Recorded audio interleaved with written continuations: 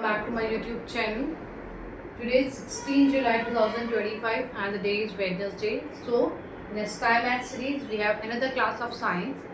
The last topic of our science class was atom and molecules, and half of the chapter we have completed in that. Now comes the part 2. Now we will begin with the topic ions. We will begin with the topic ions. What are ions? Ions are the charged atom. You can say these are the charged species which are every element. These are the charged species of an element or compound. Charged species of an element or a compound. ये charge species element की भी हो सकती है और compound की भी हो सकती है. इट मीन्स कंपाउंड का भी कोई पार्ट ऐसा हो सकता है जो चार्ज हो तो भी उसे हम आयन ही कहेंगे. अब जो हमारे आयन्स होते हैं ये बेसिकली टू टाइप्स के होते हैं. Ions are of two types when we talk about element. When we talk about element, ions are of two types. First one is positively charged and second one is negatively charged. The positive one is termed as cation and the negative part is termed as anion. The ions which are positively charged are termed as cations and the ions which are negatively charged are termed as anions. The cations are the positively charged particles, positively charged element, and these are mainly the metals. These are metals such as potassium, which is +1 charge, calcium is +2 charge, sodium is +1 charge. Like this, these are metals. Potassium is a metal, calcium is a metal, sodium is a metal. Now comes for anion. These are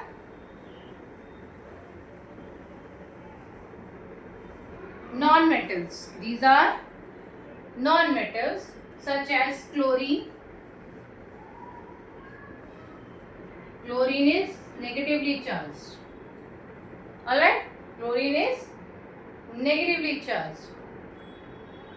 Oxide, that is also negatively charged. So these are the cations, these are anions. These are of metals, these are of non-metals. Cations are positively charged, anions are negatively charged. When we are talking about elements, so this is the distribution of ions. But when we talk about compounds, then ions have another category, that is polyatomic. That is polyatomic. It is a charged species in which more than one atom are present. A charged species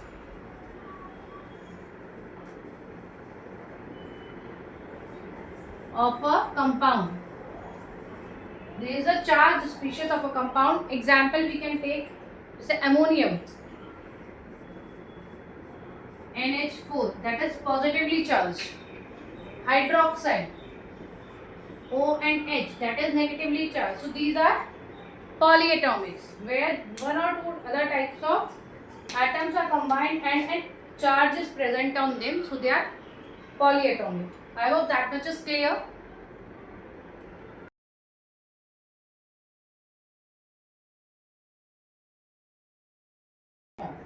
Now next comes the writing the chemical formula. The topic is writing a chemical formula. I just want to tell that if you now practice this writing a chemical formula section at this stage, it will be very helpful for your further studies. क्योंकि बाकी बड़ी classes में जाते हैं तो हमारे पास इतना time नहीं होता, इतना सिलेबस हो जाता है कि हम ये चीज़ प्रैक्टिस नहीं कर सकते. अभी कम सिलेबस है और ये जो टॉपिक होता है बेसिक टॉपिक होता है, इससे बहुत सारे क्वेश्चंस आते हैं. प्लीज़ आप इसको ध्यान से समझने की कोशिश कीजिएगा और इसको अच्छे से पढ़िए और प्रैक्टिस कीजिए. अलग अलग केमिकल नेम्स लेकर उनके फॉर्मूले आप लोग क्रिएट करके इसको प्रैक्टिस कीजिएगा। तो स्टार्ट करते हैं। जब भी हम केमिकल फॉर्मूला लिखते हैं तो केमिकल फॉर्मूला तो जब भी लिखेंगे ना, जब हमें सिंबल पता होगा। सबसे पहले हमें क्या पता रहना चाहिए? एलिमेंट या कंपाउंड का सिंबल। सेकेंडली हमें पता होनी चाहिए उसकी वैलेंसी। क्या पता होना चाहिए हमें? उसकी वैलेंसी। वैलेंसी जो है ये क्या होता है? What is valency? So very interesting question and very basic question, जो इस सेक्शन में इंपॉर्टेंट भी होता है। और हम केमिकल फॉर्मूला जब भी लिख पाएंगे जब हमें वैलेंसीज पता होगा। तो वैलेंसी क्या होता है? The combining power of an element. Combining power of element. Valency से रिलेटेड एक शॉर्ट वीडियो मैं ऑलरेडी अपने चैनल पे डाल चुकी हूँ। उसमें आपको वैलेंसीज निकालना, वैलेंसीज क्या होता है, किस किस तरह से वैलेंसीज निकलती हैं, वो पूरा आपको मिलेगा।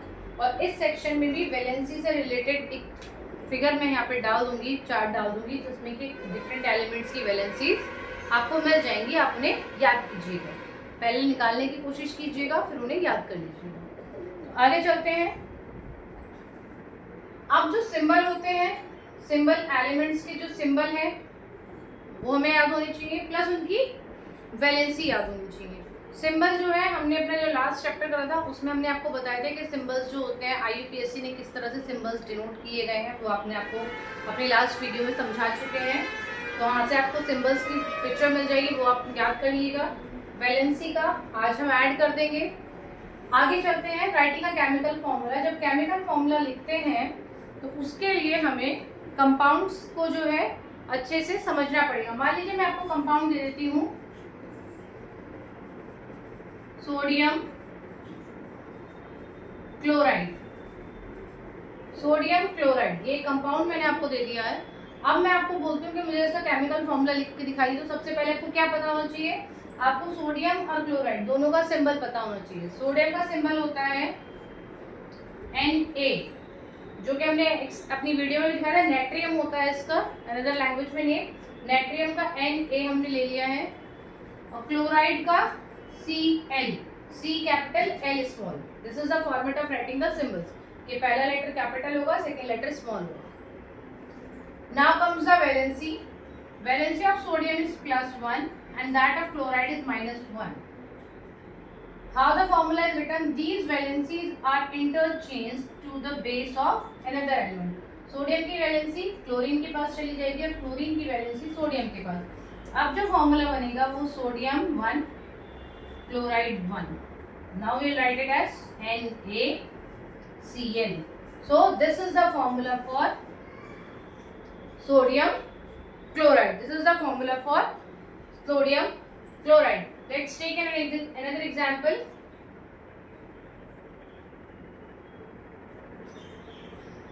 Magnesium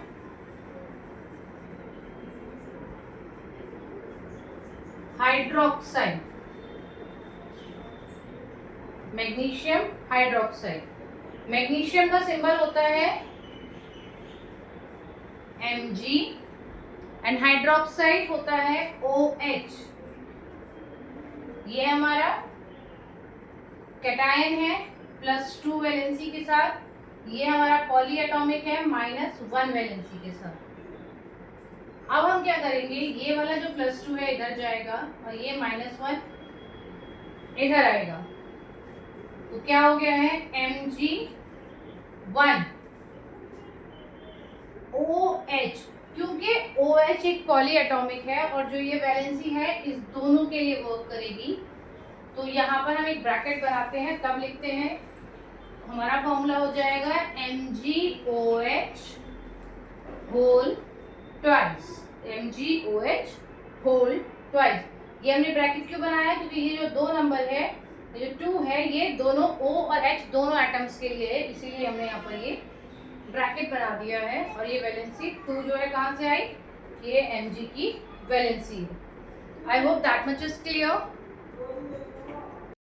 That is aluminium sulfate, where aluminium is a cation and sulfate is a polyatomic ion. So aluminium symbol is Al and sulfate is SO4. Valency of aluminium is +3 and that of sulfate is -2. When they will interchange, aluminium will write here, sulfate will write here, -2. 2 will come here and +3. Since it's a polyatomic, we'll make a bracket and write 3 here. So this is the formula for aluminium sulfate. This is the formula for aluminium sulfate. I hope you have noticed that I am always writing cation first and anion later on. It means हमेशा cation पहले लिखा जाता है, positive charge पहले आता है और negative charge बाद में लिखा जाता है. कुछ केसेस होते हैं एक्सेप्शंस वाले जिसमें कि नेगेटिव चार्ज आगे भी आ जाता है.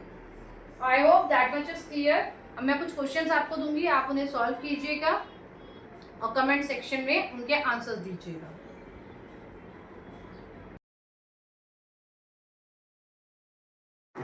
So the next topic is molecular mass. What is molecular mass? Molecular mass is sum of atomic mass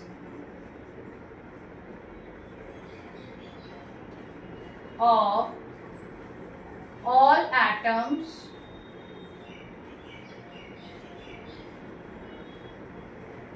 present in a molecule. It means कोई एक मॉलिक्यूल अगर हम ले लें तो उसमें जितने भी एटम्स हैं उन सभी का एटॉमिक मास आप ऐड करेंगे तो हमें उस मॉलिक्यूल का मॉलिक्यूलर मास निकल जाए. एग्जांपल ले लेते हैं हम लोग वाटर. इस वाटर में 2 एटम हाइड्रोजन के हैं और 1 एटम ऑक्सीजन का है. कितने एटम है हाइड्रोजन के? 2. एटम का एटॉमिक मास होता है 1 प्लस O का एटॉमिक मास क्या होता है 16U. सो वाटर का मॉलिक्यूलर मास हुआ 2U plus 16U that is 18U. Water का मॉलिक्यूलर मास क्या हुआ 18U and which will be constant all over the universe. Water molecule का यही एटॉमिक मॉलिक्यूलर मास होता है. सेकेंड आप ले सकते हैं क्लोरीन ले लीजिए. क्लोरीन मॉलिक्यूल होता है Cl2. अगर हम कितने एटम है क्लोरीन के? 2 एटम है. क्लोरीन का एटॉमिक मास क्या होता है 35.5U. तो आंसर क्या आएगा 71U. I hope now it is clear how you calculate the molecular mass of any molecule. सिर्फ जितने भी एटम्स उसके अंदर हैं उन सभी एटम्स के एटॉमिक मास को आप ऐड कर दीजिए, आपका मॉलिक्यूलर मास निकल जाएगा. तो इससे रिलेटेड क्वेश्चन 2 क्वेश्चंस मैं आपको दे देती हूँ. The first one is to calculate the molecular mass of 1C6H6. Okay, and the second one is to calculate the molecular mass of ammonia NH3. So this two you have to calculate the molecular mass and you can see out your book also. In that also you will get many questions and you will try to solve them and I hope you will understand the topic. Now next topic is formula unit mass. Formula unit mass क्या होता है? Formula unit mass is almost same as the molecular mass. Sum of all the atomic mass present in the compound. In the molecular mass we were talking about present in the molecule and in formula unit mass we are saying that the atoms present in the molecules. तो यही एक difference है. Molecular mass में हम molecule की बात करते हैं और फॉर्मूला यूनिट मास में हम कंपाउंड की बात करते हैं. आई होप इतना डिफरेंस आपको समझ में आ गया हो. तो आगे चलते हैं. कंपाउंड का एग्जाम्पल हम लोग ले लेते हैं. एक बहुत कॉमन एग्जाम्पल है जैसे कि NaCl. NaCl एक कंपाउंड है, सोडियम क्लोराइड है. अब इसका हमें बोला जाए फॉर्मूला यूनिट मास निकालिए तो हम कैसे निकालेंगे? फॉर्मूला यूनिट मास होगा कितने एटम है सोडियम के? 1 एटम है और इसका एटॉमिक मास क्या होता है 23. क्लोरीन के कितने एटम है? 1 है और कितना एटॉमिक मास होता है 35.5. So answer is 23 plus 35.5.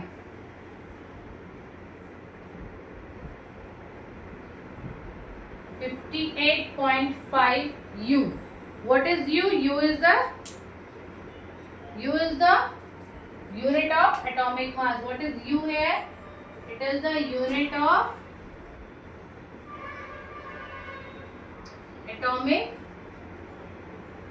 mass. I hope now it is clear how to calculate the formula unit mass. Very same. सभी में जो भी एटम होता है उनको एटॉमिक मास को ऐड करना होता है. फॉर्मूला यूनिट जो होती है वो कंपाउंड से रिलेटेड होती है और मॉलिक्यूलर मास यूनिट जो मॉलिक्यूलर मास का जो फॉर्मूला होता है वो मॉलिक्यूल से रिलेटेड होता है. तो इससे रिलेटेड क्वेश्चन हम लोग लिख लेते हैं.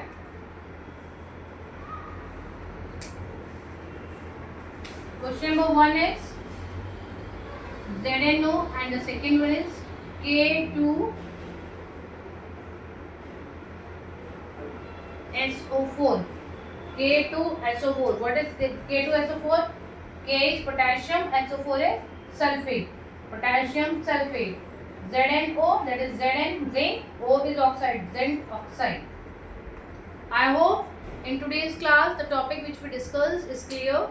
एंड कोई भी डाउट है तो आप कमेंट सेक्शन में डाल दीजिए. मैं देखती हूँ कमेंट सेक्शन, बट अभी आपको शायद डाउट आ रहे हैं, आप डिस्कस नहीं करना चाह रहे हैं, तो प्लीज़ आप डिस्कस कीजिए, उससे आपको हेल्प मिलेगी.